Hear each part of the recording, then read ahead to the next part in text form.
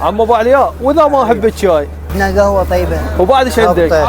وعندنا سحلب، عندنا قهوه شوكولاتيه درجه اولى، فشي. سوي لنا الخبطه مالتك.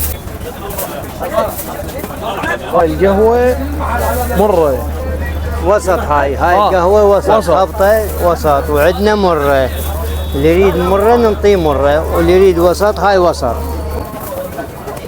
نحط لها شويه هيل. هنا عينك، هنا.